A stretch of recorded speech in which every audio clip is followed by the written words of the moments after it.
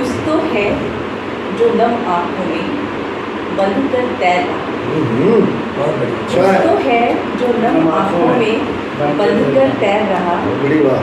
चुप से साज के पीछे छिपकर, चुप से साज के पीछे छिपकर मन को खोल रहा। अच्छा। आहट सा हर जख्म छिपाए शब्द नगाड़ा बांधे, आहट सा हर जख्म छिपाए शब्द नगाड़ा बांधे, धीरे धीरे बोझिल पग से रास्ता तोड़े, पग से रास्ता तोड़े। अब मैं अपनी कहानी उसके तुम इंतजार कर लो। ये कहानी कथा क्रम में चुन ली गई है। बुलाई। गवाही नहीं पता। इसमें नहीं हो सकती है। हाँ हो सकता है। कहानी है 22 को। बाईस को पहले भी सुनी है इसको? पहले भी सुना है इसको? नहीं हाँ पहली बार। एकदम लेटेस्ट।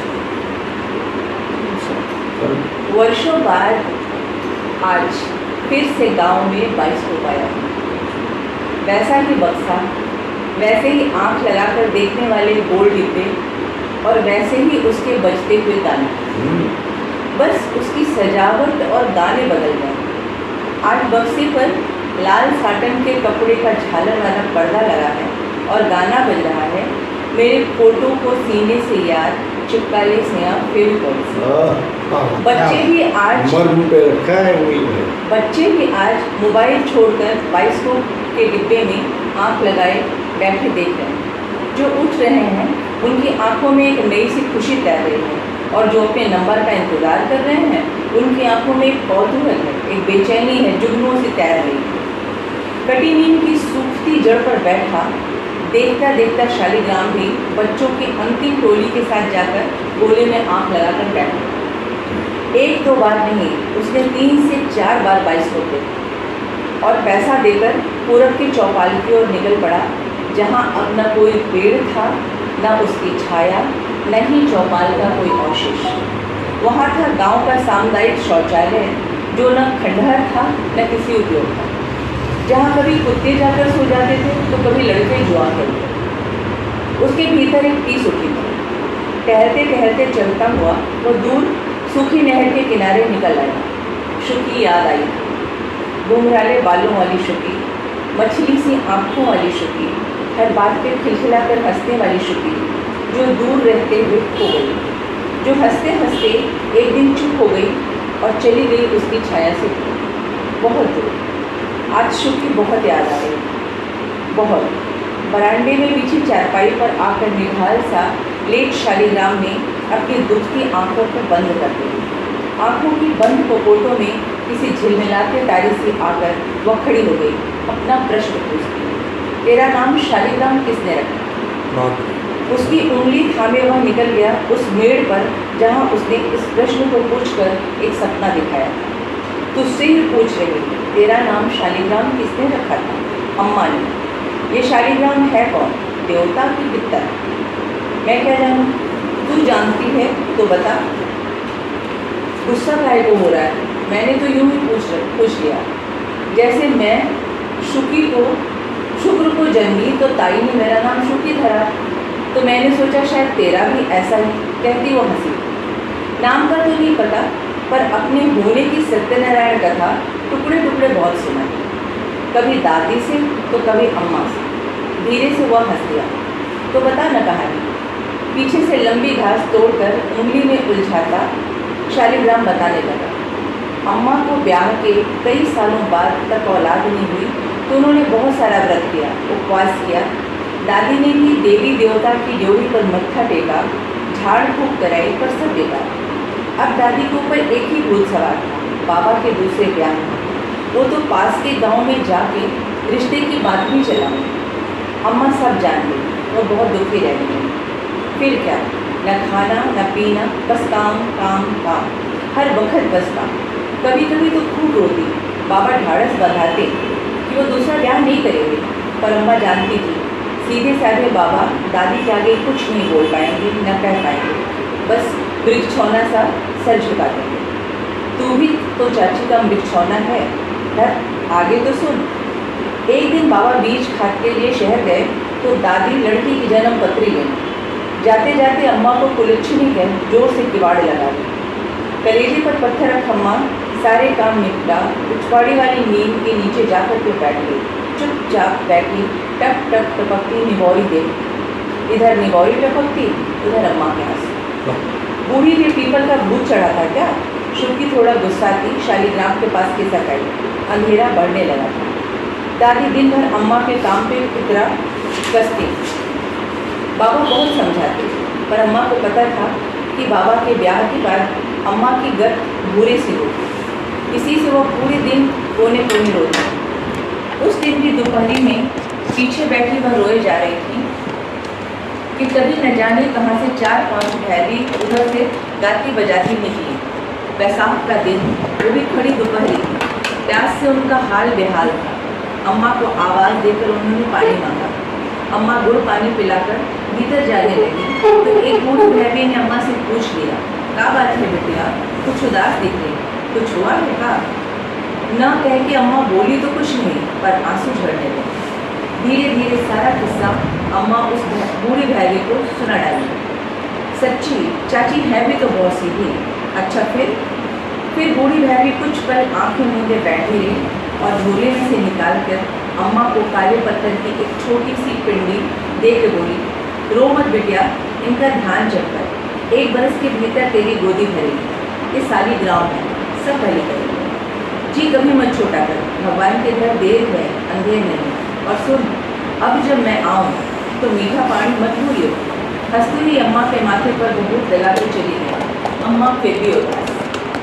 वो दिन भर एक ही बात सोचती, अगर बाबा का ब्याह हो गया तो औलाद लेकर क्या करेगी। अब वो हर पल भैरवी के आशीष को तोड़ने के लिए भगवान से प्रार्थना करने लगी। कहती है ना, बिना आदमी औलाद लेके क्या करूँगी, देना है तो दोनों दो, नहीं तो हमें भी उठा। पर भाग में तो कुछ और ही था। लड़की की जन्म पत्री भी मंगली निकल गई। मंगली कह रही शालिगा, शुक्र उसे शालिगा ही बोला। मैं नहीं जानता ये सब, बस सुना है। फिर क्या, प्यार टूट गया। घर कुछ दिनों को शांत हो गया। अब दादी या तो कोठरी में चुपचाप पड़ी रहती या खेत चली जाती और अम्मा जुए में जुते बैल से खटती रहती या फिर अपने शालीग्राम को पूछती।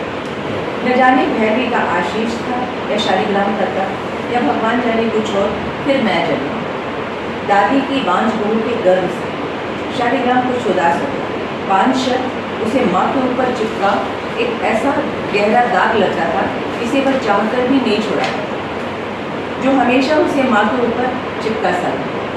वह औरत जात बड़ी अभागी है, यह औरत जात बड़ी अभागी है शालिगा।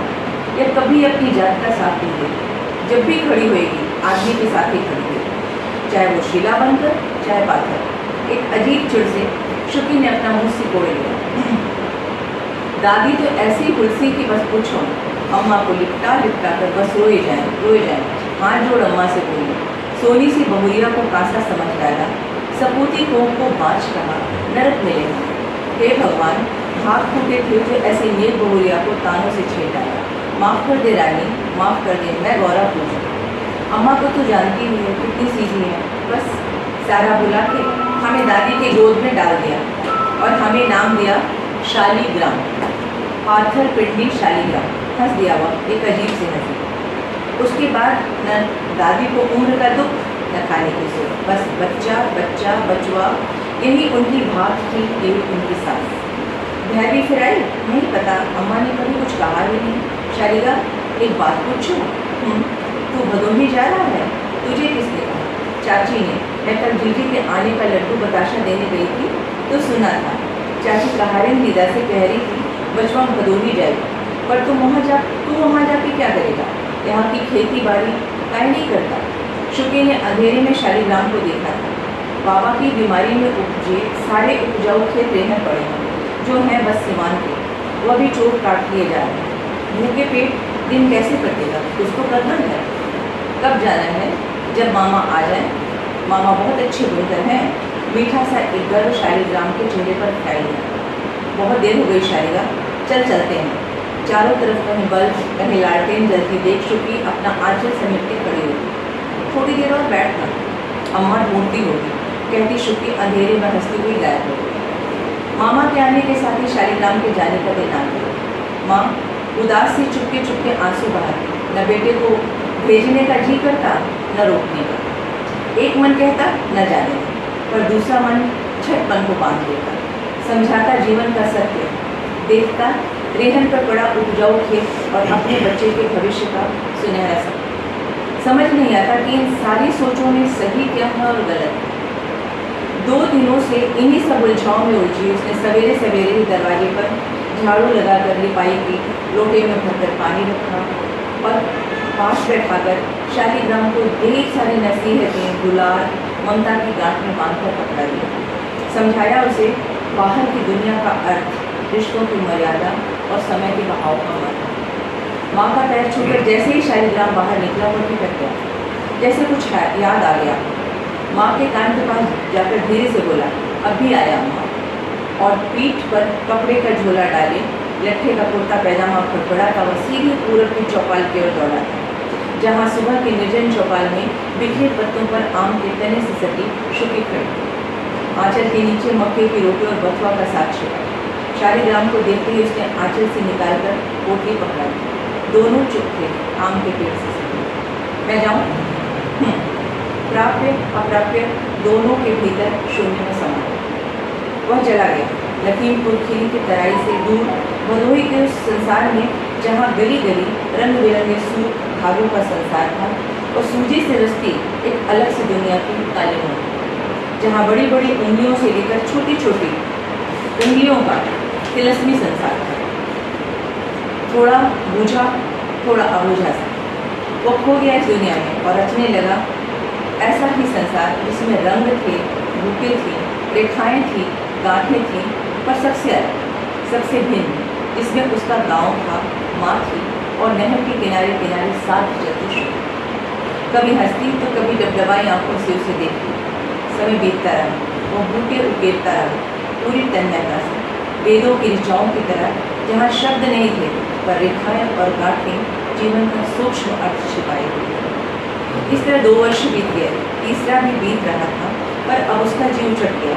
सपने में कभी राह तकती माँ दिखती तो कभी उदास होती। मामा से क्या उसने संजोया पैसा निकाला, माँ के लिए मामी जैसी रेशमी साड़ी और सीमंत की तकिया ली और शुक्ति के लिए घुंघरू वाली पाजेब लेकर गाँव लौट पड़ा। बसें उतरते जैसे पैरों में पंख लग गए, पर रास्ता उतना ही लंबा लग रहा था। आंखें पगडंडी पड़ती पर मन को लाक्षण हो गया। घर पहुँचते ही कहाड़ी दीदा, खारो बुआ, कृपाल ताऊ सहित एक एक करके पूरा गांव मिलने आया। कुछ साथी दोस्त भी आए, पर जिसके राह तकता वो बैठा था वह कहीं नहीं। सांझ से रात हुई, रात भी ढल गई, सूरज फिर से निकला और दोपहरी वो पीछे करती सांझ फिर से गांव के मुहाने से घुसने लगी, पर शुक्ति टुकड़ा उसकी परछाई निकल गई। बाहर निकल शालिग्राम खेत, मेड़, चौपाल हर जगह भटक आया, ढूंढ आया, पर सब व्यर्थ। ऐसा लगा जैसे किसी गहरे गहर में समा गया। 2 दिनों से बेटे को यूं भटकता देख जानकी कातर उठी। रात को रसोई में ही आसनी डाल उसने रोटी देकर कारण पूछा, पर कोई जवाब नहीं। वह चुप बैठा रोटी मुंह में डालता रहा। जानकी बताने लगी, गांव के कई लड़के बाहर कमाने चले गए, अब खेत से न तो पूरा होता है न लड़के खेती करना चाहते हैं। कई लड़कियों का ब्याह हो चुका है, वो अपने अपने ससुराल में है। गाँव अब वो गाँव नहीं रहा, वो तुच्छ बदल रहा। माँ को सुनता वह अब थाली में रोटी घुमाता बैठा था, पाथर पिंडी के पत्थर था, और अचानक रोटी छोड़कर उठ गया। अंधेरी रात के आकाश पर चांदी के कण से तारे छिटके थे। नीचे नन्हे आम के टिकोरों की खुशबू से भीगी हवा घर का कोना कोना महका रही थी। गाँव सुख की नींद में डूबा था, पर शालिग्राम की नींद एक प्रश्न में अटकी थी, कहाँ चली गई शुक्ति? आंखें फाड़ वह अंधेरे आकाश को देखता रहा। रात खिसकती रही, कभी रीमा कभी झींगुर की आवाज़ रात को रहस्यमय बना रही थी। बच्चा चौंक कर उठ बैठा हुआ, क्या नम्मा? बच्चा, मैं नहीं जानती तू शालिग्राम का तप हो या भैरवी का आशीष या मेरे किसी पुण्य का फल, पर दूध तो मेरा ही, मैंने भी तुझे जाना है। बचपन से आज तक तेरी ही सांस सुनी हूँ, तेरी ही सांस जागी हूँ, सो तेरी सांस भी पहचान हूँ। बावली, मुझे पूरी थाह है तेरे मन की, पर एक बार बताऊँ, माँ ने धीरे से बेटे की हथेली को अपनी खुरदुरी हथेली पर बांध लिया। गाँव में आज भी 14-15 वर्ष की भेड़िया ही ब्याही जाती है। बड़ी होना यहाँ की रीत नहीं है, कारण पता है, सिर का मान, बाप की मर्यादा। ये सब हमारे गांव में बेटी की पूरी चादर से बंधी रहती है। अगर ये खुल जाए तो घर ही नहीं, पूरा का पूरा गांव लुट जाता है बच्चा। एक घर का धुआं पूरे गांव को ढकता है। उस पर ठहरे हम छोटे लोग, जिनके सर मान अपमान का ठीकरा सबसे पहले फूटता है। उस पर गांव का ब्याह, गांव की ये रीति ही नहीं। तुम ये सब कैसे अम्मा? चारपाई से उतर शालीग्राम जमीन पर बैठी माँ के पास बैठ गया। रुक, मैं आती हूँ, कहती माँ भीतर कोठरी में चली गई। संदूक खोल एक काला धागा ले आई, इसमें छोटी सी दुर्गा माँ की तस्वीर लटक गई। ये तेरा ही है ना? हंस पड़ी वह।